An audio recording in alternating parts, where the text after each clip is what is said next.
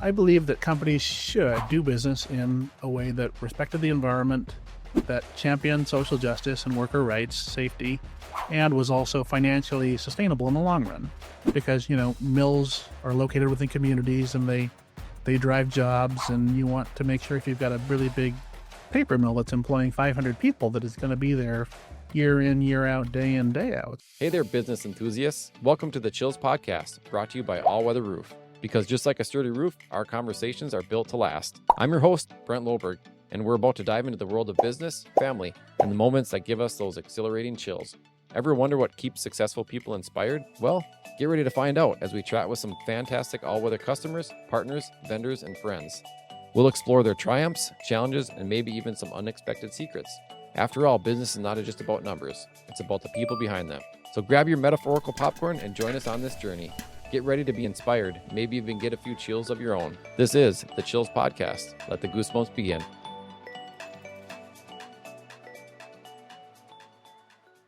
All right. Well, thanks for coming in today, Andrew. Why don't you introduce yourself? My name's Andrew J. Ramirez. I'm the founder of Cherrywood Partners. For the last 20 years, I've been working at the intersection of sustainable forestry and responsible corporate supply chains. Okay. What does that mean? Well, sustainable forestry is a concept that is a multifaceted approach to managing forests that take into account the environmental impact of forestry operations, as well as the social aspects, as well as the long-term financial sustainability. It's a holistic way to look at managing your forest to weigh each of those three criteria equally. So that could be anything from making sure you have sustainable conversion rates for logging, clean water. Water is an ecosystem service for forests. They provide clean water and they filter water through their riparian zones along streams and wetland areas. Conserving biodiversity and protecting endangered species. Logging safety for the workers all through the supply chain at the sawmills and the different paper mills and processing facilities. Making sure they're economically viable, looking at things like recreational and scenic opportunities for hunting, camping, fishing, and then looking at legal tenure and then titled and customary land use for Indigenous and First Nations for titled and customary land use.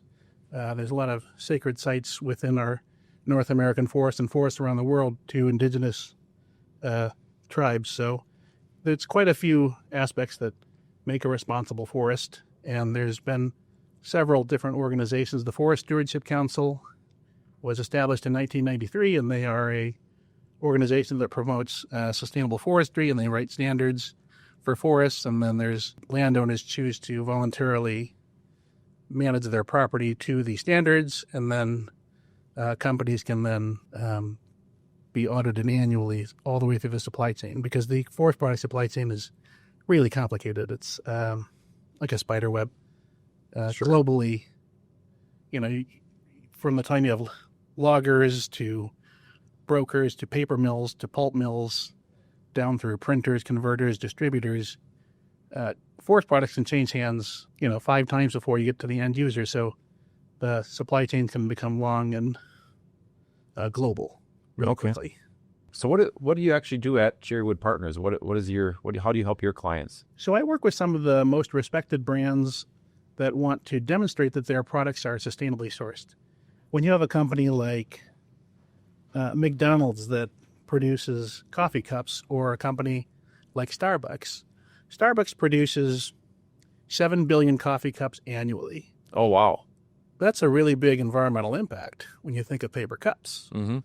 So a company like Starbucks would say, well, we want to make sure that our cups are not going to contribute to deforestation or any of those other environmental atrocities associated with, like, destruction of Sumatran tiger habitat or destruction of woodland caribou habitat, making sure that workers in the supply chain are safe. Logging is a very dangerous profession. So there's a lot of things that these brand owners don't want to stand for, so they want to certify that their products are from sustainable sources. So then we would work with the company that makes the cups for Starbucks, and we would audit their factory for looking at purchasing records and looking at sale records, interviewing workers, talking about safety, talking about worker rights.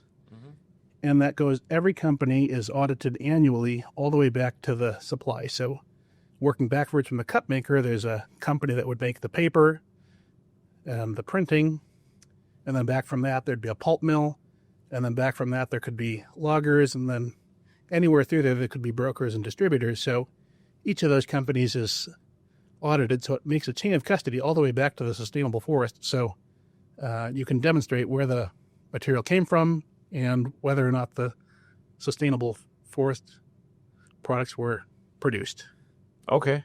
Well, you sound very passionate about what you do. How long have you been doing this? For nearly 20 years, I've been working at the intersection of sustainability and sustainable forestry, where that meets the forest products. So I work with companies that are making paper. I work with logging companies. I work with commercial printers, companies like Lululemon that make yoga mats from sustainable rubber, Sealy Tempur-Pedic mattresses, all these things we don't even think about that are forest products. Anything from the Post-it note to, IKEA. I've worked with, I get to see how all these products are manufactured, couches from IKEA and all these things that, people don't think about, all the forest products that we touch on a daily basis. Mm-hmm.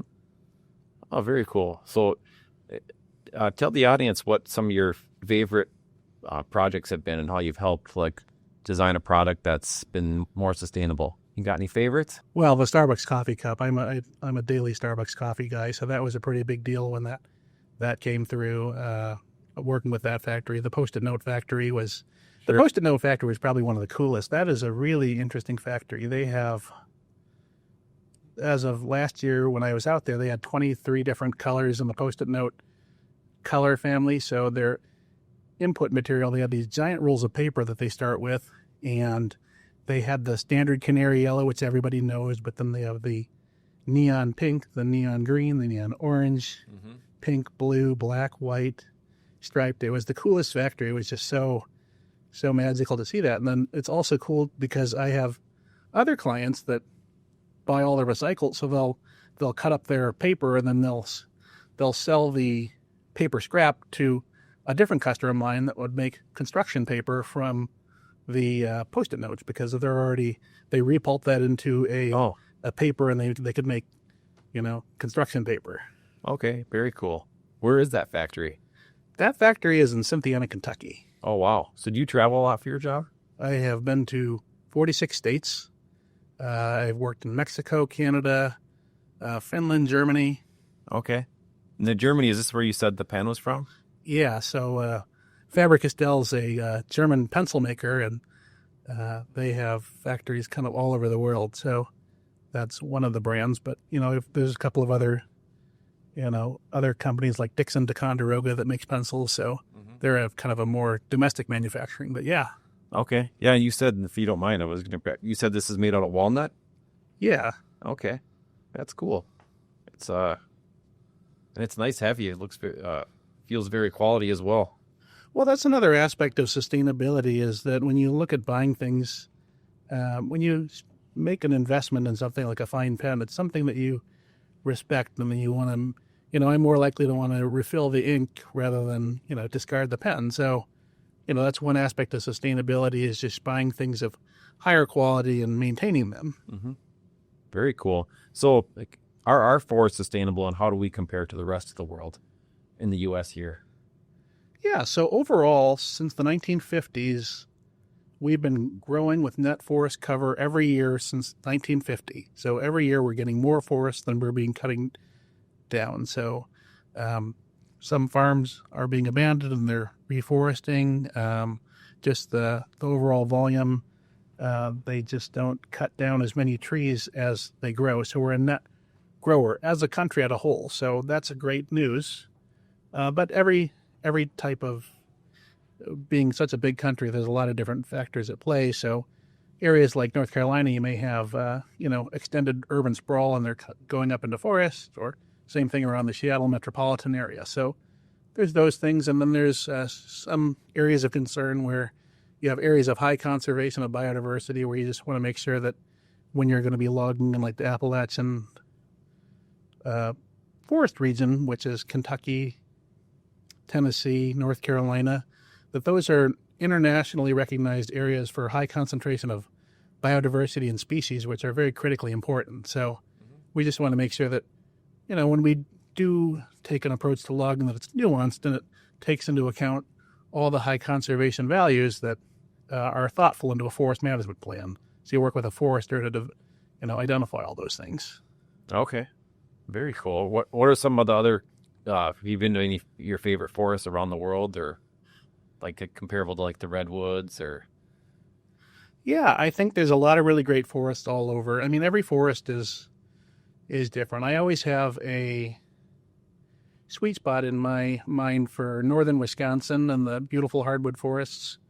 Back in college, I studied bio-based products management and marketing at the University of Minnesota Twin Cities, and that was basically a fancy name for forest products, lumber and windows and doors and paper and, advanced bio-based materials like PLA-based corn plastics and different things.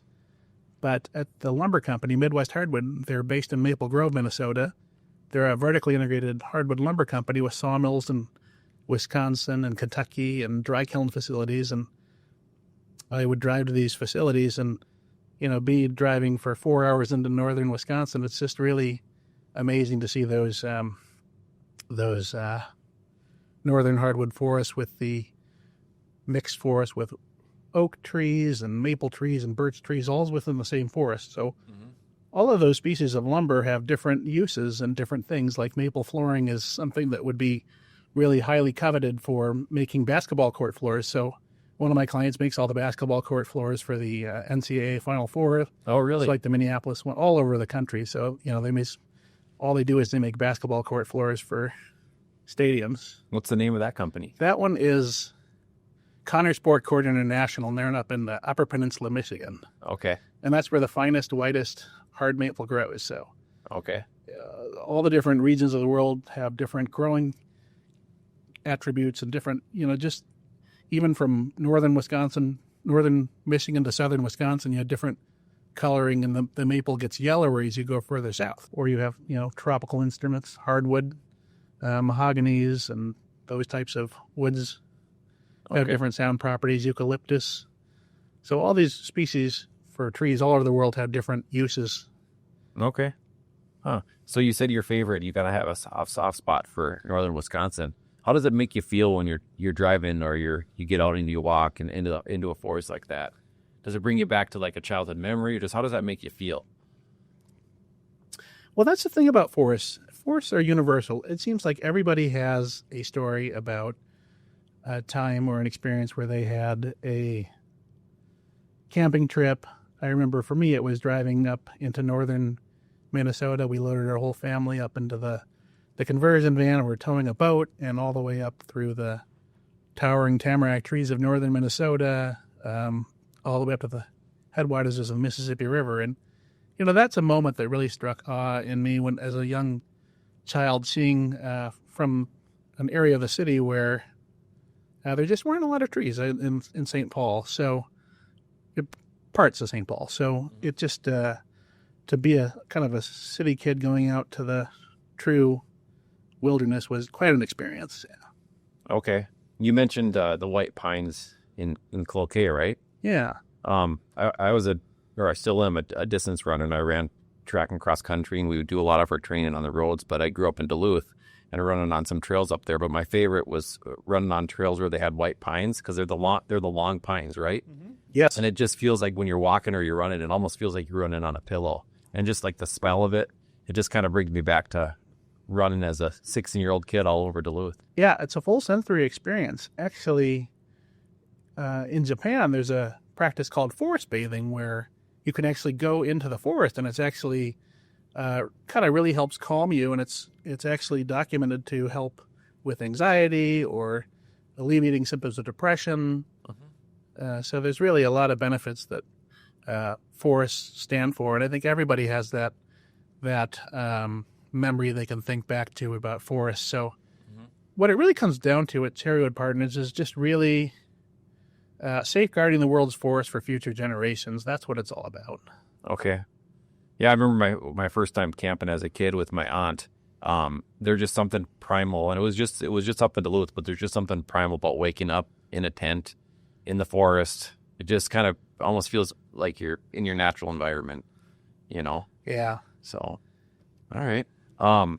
So why do sustainable forests matter? It's never a dull moment. You'd think that this would be pretty much, they'd come up with rules and they'd establish guidelines, but they're always, once they get to one level, after a certain while, we want to raise the bar, and we continue to do that. Mm-hmm. And it was February 24th, 2022. This was the day that Russia invaded Ukraine. Okay.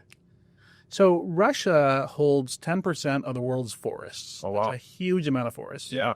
And in Russia, one of the really important commercial species is Baltic birch, which is a species of birch that is light and very inexpensive and very dimensionally stable. So they like to use Baltic birch pretty much primarily for subflooring for engineered three-strip wood flooring, the top being a decorative face veneer, whether it be oak or maple or walnut, and the under layers are this lower-cost Baltic birch. Hmm. Well, when that happened, Russia became known to be, as a state, to be waging war, which then turned all the Russian timber into conflict timber, where the sale of state-owned timber in Russia funds armed conflict in Ukraine.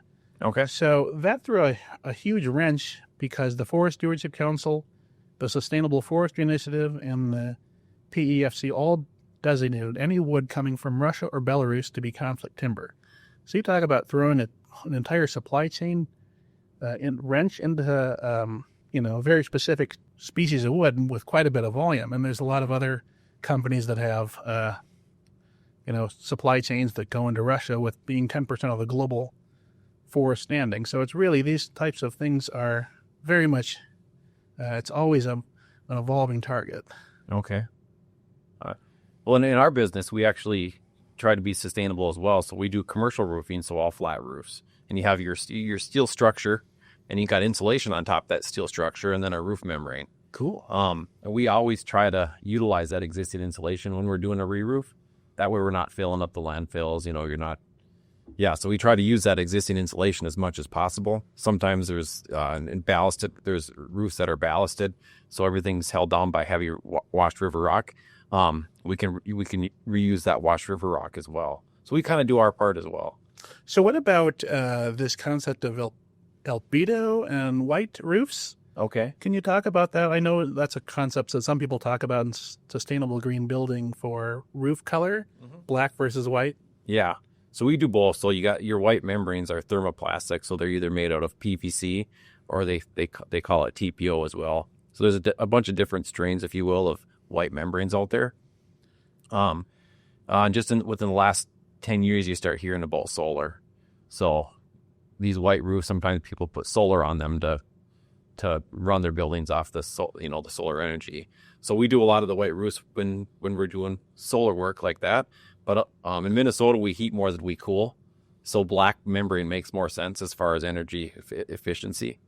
So that's kind of the difference. I mean, you see white membranes more down south where they're not having to heat as much. Sure. So that's kind of the big difference. But we do both types in this area. And then I think also you guys work with,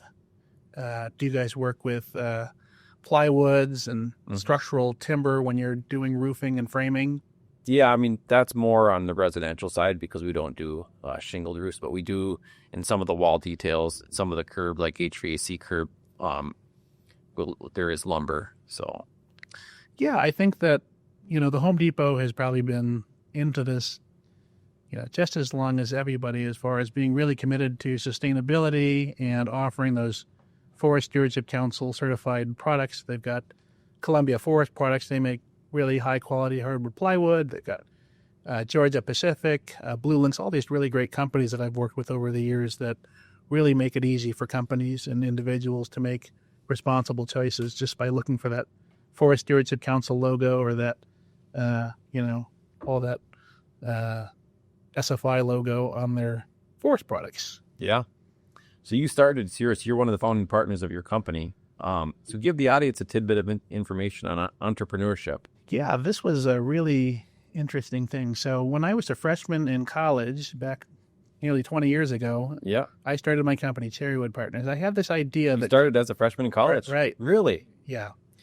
And I had worked at some other different companies throughout the time, but I believe that companies should do business in a way that respected the environment, that championed social justice and worker rights, safety, and was also financially sustainable in the long run. Because, mills are located within communities and they drive jobs, and you want to make sure if you've got a really big paper mill that's employing 500 people that it's going to be there year in, year out, day in, day out. So, that was what was the driving force about how I looked at sustainability and, the way I aligned my career and company. Okay.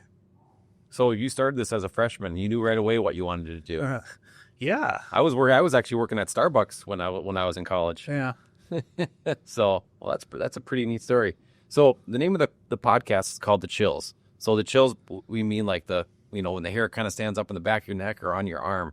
So give us an instance within your line of work that kind of gives you those feel good feelings. I think that at this point in my